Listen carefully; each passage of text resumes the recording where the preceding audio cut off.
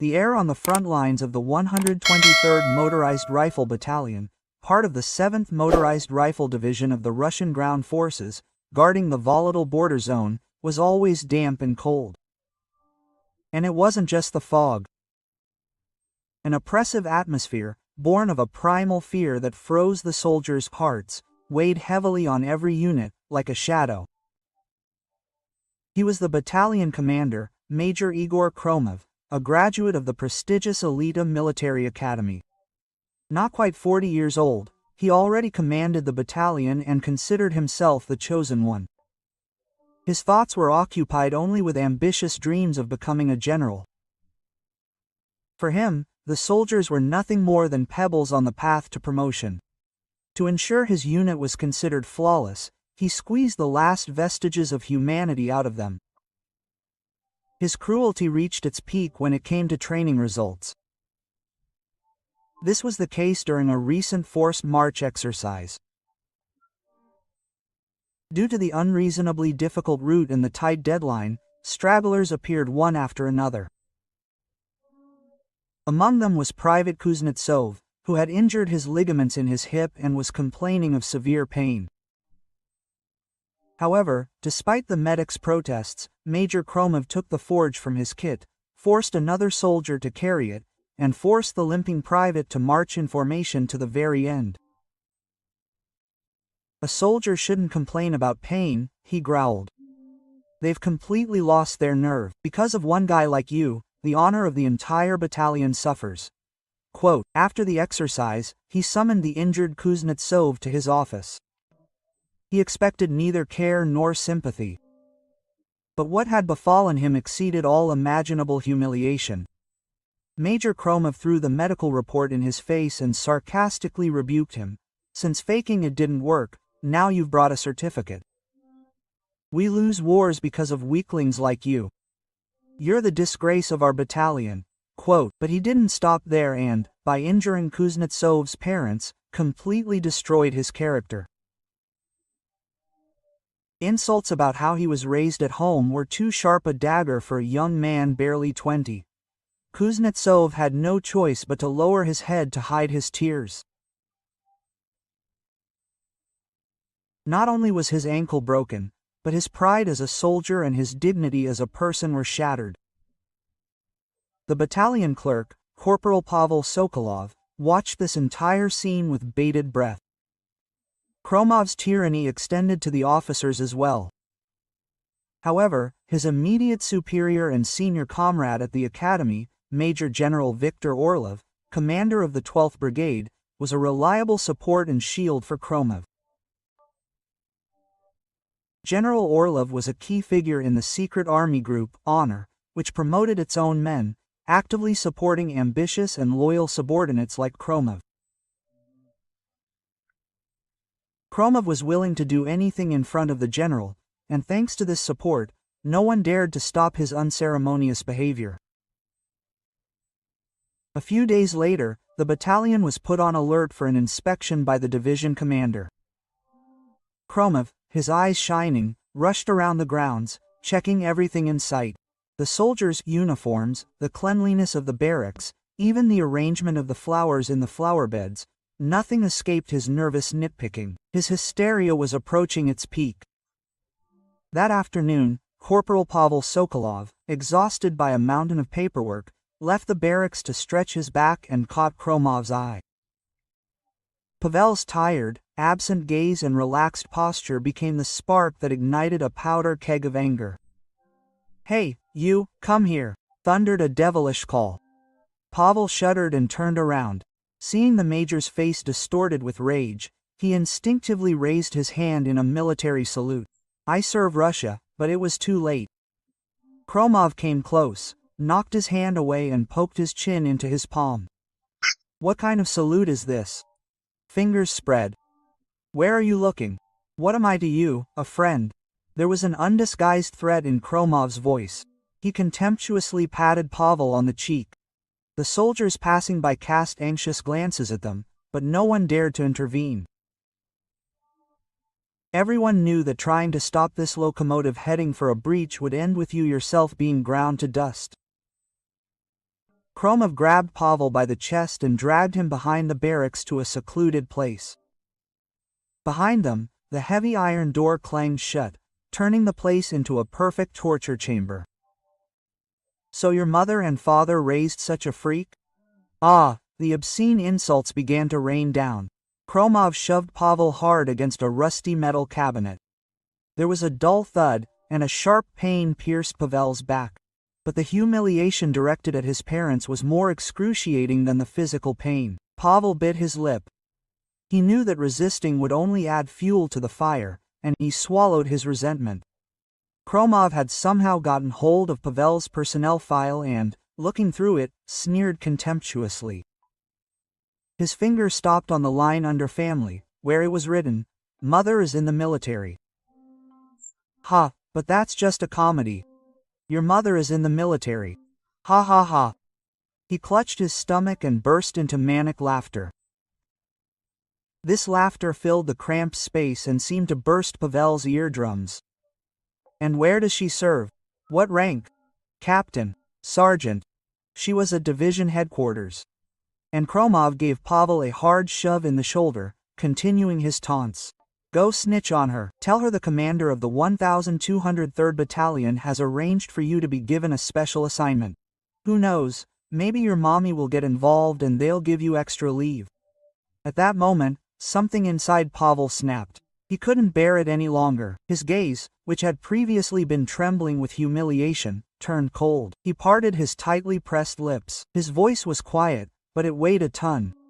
"Don't you dare talk about my mother like that." "What? What did you just say, you brat?" The smile instantly vanished from Kromov's face.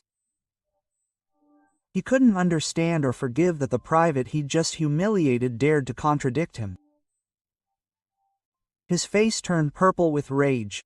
He raised his fist, but Pavel didn't back down. Suppressing his fear, he looked straight into Kromov's eyes and he said, enunciating each word as hard as steel, "My mother is the commander of the 7th Motorized Rifle Division." Silence, absolute silence, as if all sounds in the world had disappeared. Kromov's fist froze in the air. His brain refused to process the word division commander. He looked at Pavel as if he were crazy. "Are you crazy? What nonsense are you talking about?" "Major General Irina Lebedeva is my mother," Pavel repeated, this time stating her rank and name. Kromov's pupils shook as if from an earthquake. Major General Irina Lebedeva. The first woman in Russia to become the commander of a combat division. A legendary figure, nicknamed the Iron Lady for her integrity and unbending will. And the very one he fawned over so much, trying to curry favor. "Your mother is in the military, a captain or something?" His own words, spoken moments ago, pierced him like a poisonous arrow. In his heart, his legs buckled, his breathing became labored, his vision darkened, and his head spun. He saw his brilliant future promotion crumble to dust in an instant. No, an instinctive fear told him that something far worse awaited him. He realized he had trespassed on forbidden territory and had done so in the most brutal manner. That evening, Pavel called his mother from a payphone in the barracks. Trying to keep his voice even, he recounted what had happened, beginning with a greeting and ending with insults directed at himself and his parents. He tried to convey only the facts, suppressing his emotions as much as possible.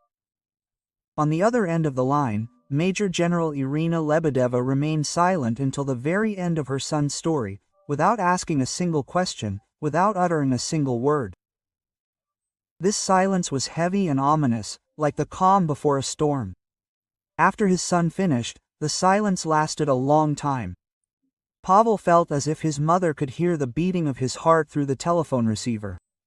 Finally, her voice rang out, cold as ice, and extremely businesslike, without the slightest hint of emotion. "Understood. See you tomorrow." That was the end of the conversation. Pavel felt with his whole being what was hidden behind that short phrase. It wasn't a mother's anger. It was the cold determination of one of the army's top commanders to eradicate the ugly lawlessness perpetrated in her unit. The next day, before dawn, the light was bright in the office of the commander of the 7th Motorized Rifle Division. Irina Lebedeva stood in the center of the office in a perfectly pressed field uniform. Her face, as if carved from stone, was emotionless, but her tightly pressed lips and the steely glint in her eyes betrayed the lava boiling within. Comrade General Chikanishik was summoned to his office. The chief of the division's inspection, Colonel Konstantin Gradov, entered with a tense expression. "Have a seat, Colonel." Lebedeva returned to her desk. She pushed a folder toward Gradov. This was the personal file of Major Igor Kromov from the 120th Trial Group Battalion. "Report to me about this man." "Everything I know and everything I didn't know." Gradov swallowed and began. "He's an academy graduate, outstanding in his abilities, but known for his excessive focus on performance and authoritarian command style, which has repeatedly led to conflicts. I need facts, not rumors. Did the inspectorate have any specific data on his violations?" Lebedeva's question caused sweat to break out on Gradov's forehead. There had been several complaints from soldiers, but after an internal review at the battalion level, they were closed for lack of evidence of a crime, which was reported to the brigade. So, at the brigade level, the brigade commander himself closed the case. Lebedeva's voice turned icy. They assigned a cat to guard the sour cream, while the inspectorate was asleep. "Comrade General is to blame." Gradov jumped up and bowed his head low. Lebedeva fixed him with a look and said decisively, "From now on, you will follow my orders exactly. Today, I will begin a special inspection of the 123rd Battalion, on my personal orders. You will personally lead the inspection team and uncover all the violations committed by Major Kromov. Cruelty to soldiers, abuse of power, and possible theft of military property. Conduct individual interviews with all battalion personnel, guarantee complete anonymity and protection for informants, and resist any pressure or persuasion from outside. I assume full responsibility. Your task is to bring me only the truth. Understood?" "Yes, sir." Gradov's answer rang with an almost tragic determination. He realized this Iron Lady was not simply avenging her son.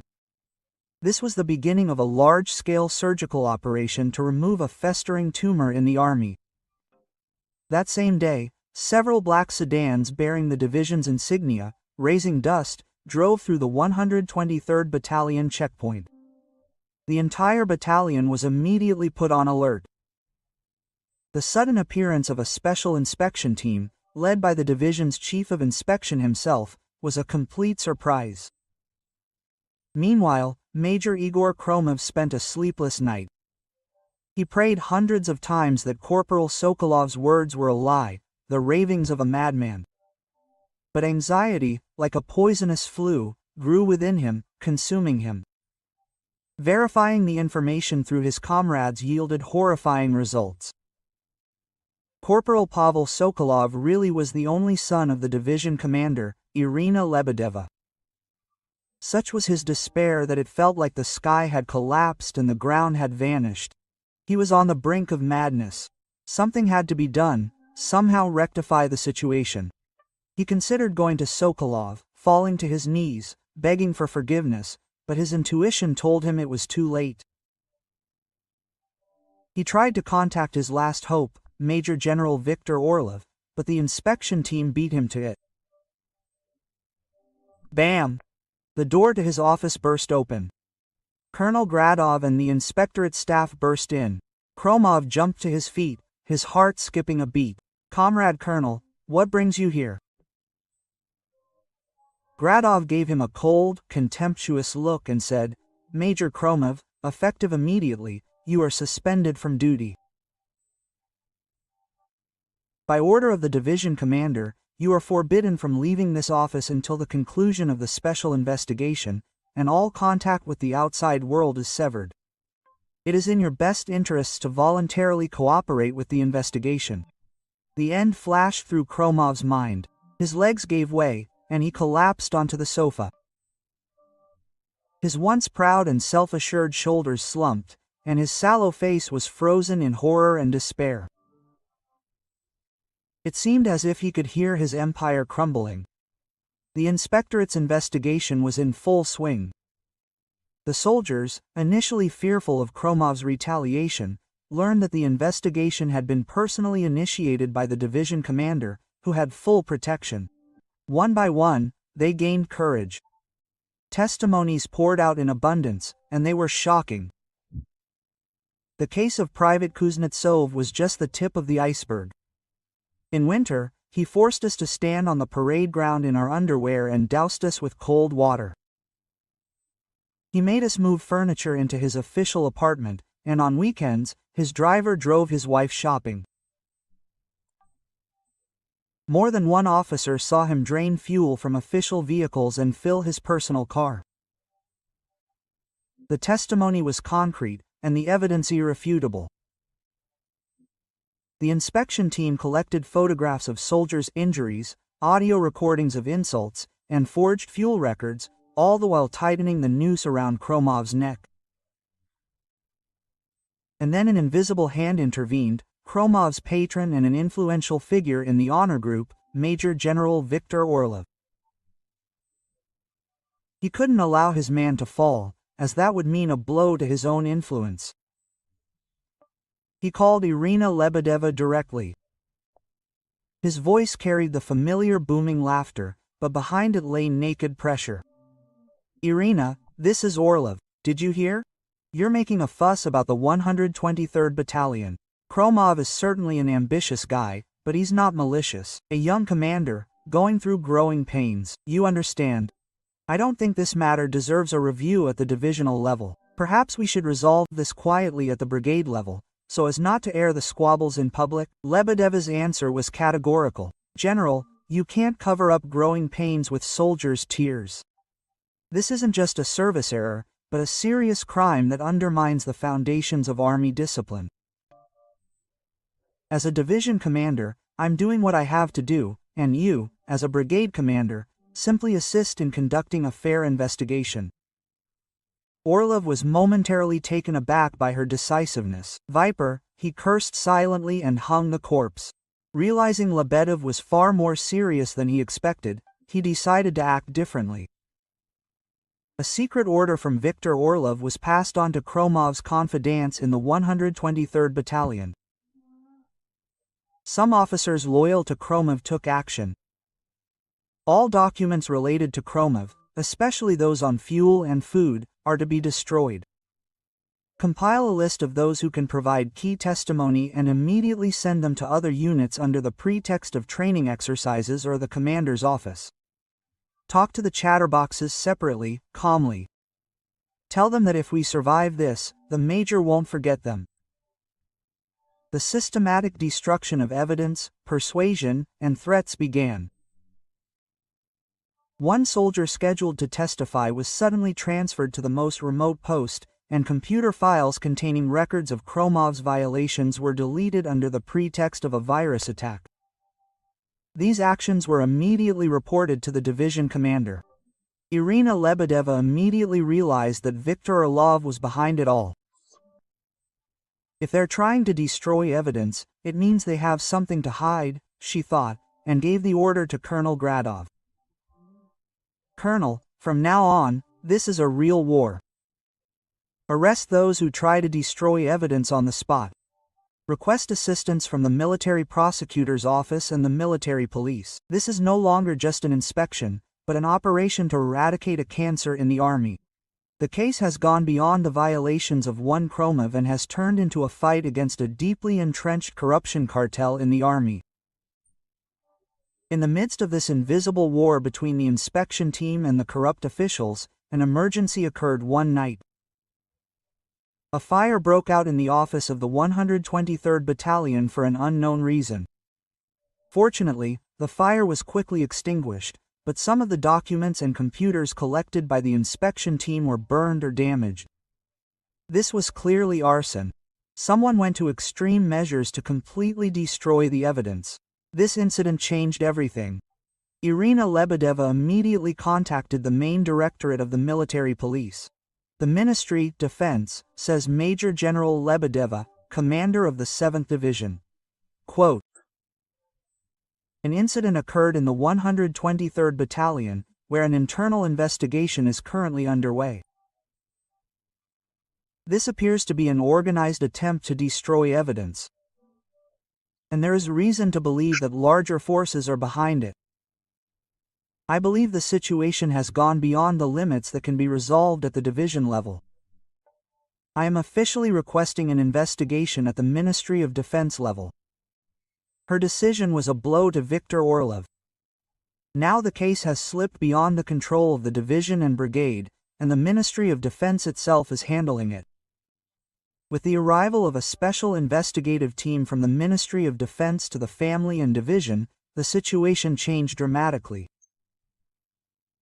The investigation targeted not only Major Kromov, but also his patron, Major General Orlov, and the entire honor group. Orlov was alarmed, but still believed in the strength of his connections and organization. However, when all the central media began reporting on the case, the situation became unmanageable. The son of a woman, a general, became a victim of hazing. A corruption scandal in the army, an attempted cover-up through arson, screamed the headlines. Public outrage grew. Under public pressure, the Ministry of Defense announced an investigation, regardless of rank or rank. Even high-ranking Defense Ministry officials, who were part of Orlov's inner circle, began to turn their backs on him. Igor Kromov, in custody, learned that even Orlov, on whom he had placed so much hope, was under investigation, and he finally broke down. He was overcome with horror at the thought of becoming the scapegoat in this grand game. To save his own skin, he began to testify. This was General Orlov's order. He ordered the destruction of evidence and the intimidation of witnesses. We also handed him some of the stolen military property at honorary meetings. His confession became the decisive evidence, revealing the full nature of the corruption cartel. As the case unfolded, Corporal Pavel Sokolov found himself in his unit, towing the line between hero and troublemaker. Calm. Many soldiers they thanked him for his courage, which had spared them a nightmare, but some officers looked at him askance, blaming him for the disintegration of the battalion. Pavel himself was distraught. He simply couldn't bear the insult directed at his mother and didn't think it would go this far. Had I really exploited his mother's authority? Had innocent people suffered because of me? A sense of guilt and responsibility weighed heavily on him. His mental anguish was noticed by his senior comrade in the office, Sergeant Maximov. He silently patted Pavel on the shoulder and said, "Pavel, it's not your fault. The abscess was bound to burst. You simply lanced it. If not for you, someone else would have rotted alive there. Cheer up." His comrade's sincere support brought a hot lump to Pavel's throat. He realized he wasn't alone. This wasn't just personal revenge, but a common struggle to root out the rot and create better conditions for everyone. Order reigned in his soul, and his doubts were replaced by firm confidence. The military tribunal of Igor Kromov and Viktor Orlov took place. Sitting in the dock in prison garb instead of military uniform, they looked pitiful, with no trace of their former arrogance. During the trial, Private Kuznetsov and many other soldiers who had suffered under Kromov's cruel treatment testified. In trembling voices, sometimes breaking into screams, they recounted the suffering and humiliation they had endured. Their testimony, like daggers, pierced the hearts of the soldiers and civilians present in the courtroom. General Orlov denied his guilt to the end. He claimed he had merely tried to cover up the mistakes of a loyal subordinate, but that there had been no organized cover-up or corruption. However, his claims lost all credibility in the face of Kromov's specific confessions and the material evidence collected by the inspection and investigative teams. General Lebedeva also testified. She testified not as a mother whose son had suffered, but as a division commander who, having discovered lawlessness in his unit, took action to eliminate it, and faced external pressure.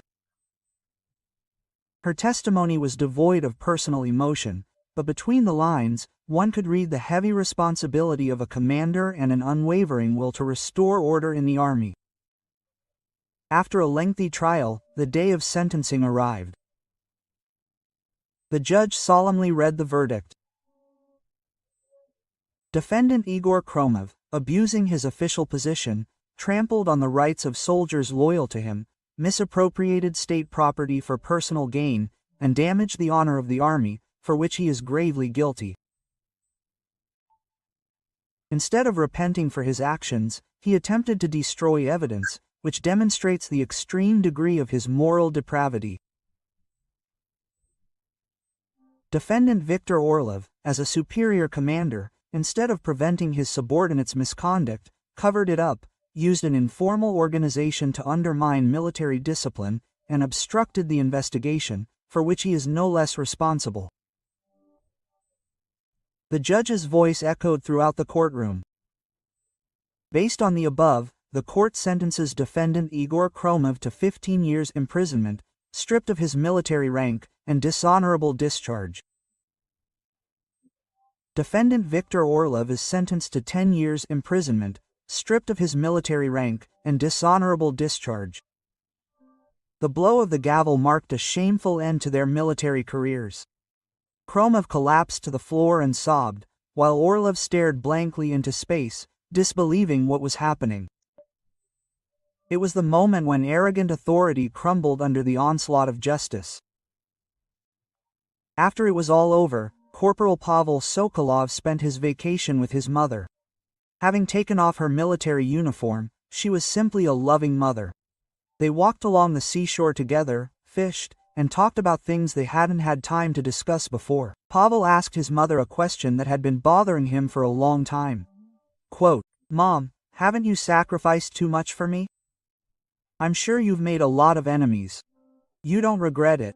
Irina Lebedeva warmly took her son's hand and, looking at the distant sea, said, "Pavel, for a soldier, the real enemy is not only behind the barbed wire.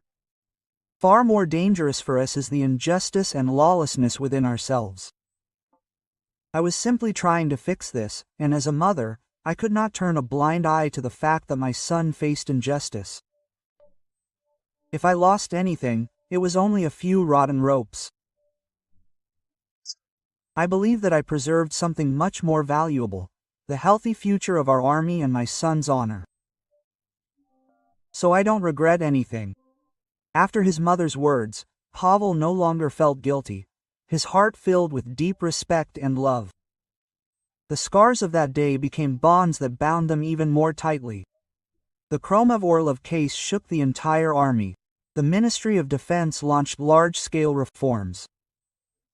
Informal army groups, such as the Honor, were disbanded, and their members were severely punished. An independent institution of the military ombudsman was created to protect the rights of the military personnel were punished, and the system for monitoring commanders' abuses was significantly strengthened. Of course, long-standing habits and culture couldn't change overnight, but one thing became clear. It was no longer possible to survive in the army by operating in the old way. The wind of change stirred by Irina Lebedeva slowly but surely spread throughout the army. In a cold, solitary confinement cell, Igor Kromov was tormented by nightmares every night. The faces of the soldiers he had humiliated and tormented haunted him like ghosts.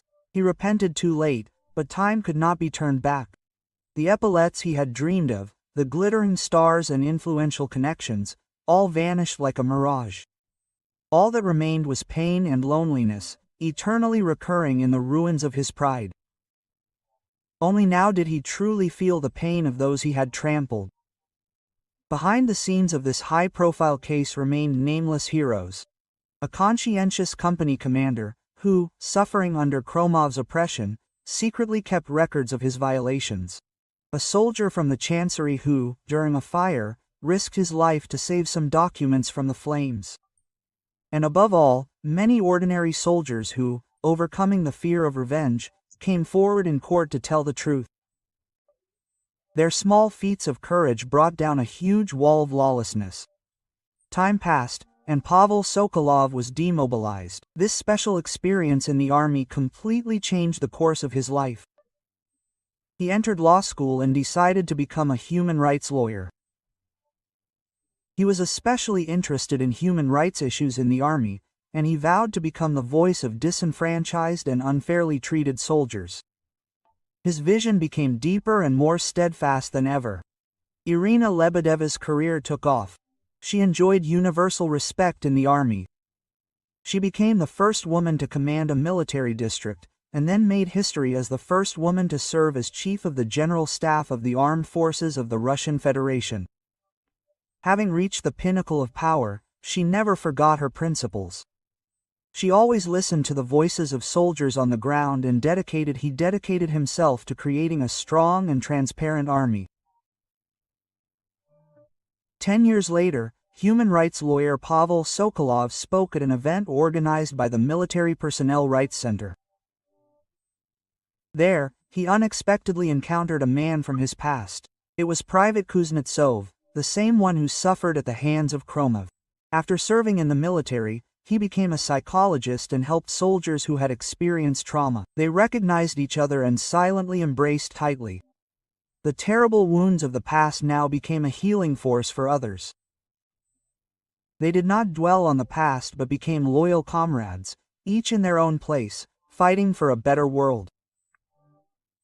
Having become chief of the General Staff, Irina Lebedeva attended the graduation ceremony at her alma mater, the Military Academy. In front of hundreds of young officers, she reminisced about her service and delivered a closing speech. Proud new officers of Russia, the stars that shine on your shoulder straps today are not your personal property. They are a symbol of the heavy responsibility placed upon you by your homeland and the weight of the lives and dignity of your future subordinates. She directly mentioned that high-profile case from 10 years ago. I once witnessed the fall of a commander who considered his subordinates tools for career advancement and trampled on their dignity. He believed his power was eternal, but he didn't understand that the power of a leader who has lost the trust of his subordinates is like a sandcastle.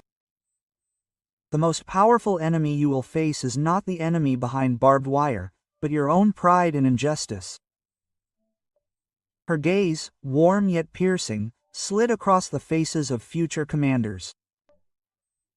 A commander's sword is honorable when it points at the enemy, but becomes a shameful weapon when it is turned against his own soldiers, respecting his subordinates as individuals, empathizing with their pain, crying and laughing with them. You will win their hearts, and Russia will entrust you with the strongest army. Please become leaders who understand the weight of power, commanders who value people. This is the true loyalty that awaits you. Motherland. Her speech was more than just a congratulatory message, but a priceless lesson drawn from the pain of an entire era. This lesson echoed in the hearts of the young officers. Arrogant authority will inevitably be punished, and true leadership begins with respect for people. An eternal truth. This was the true chronicle of the victory of our time, written in the blood and tears of the Iron Lady. Yeah,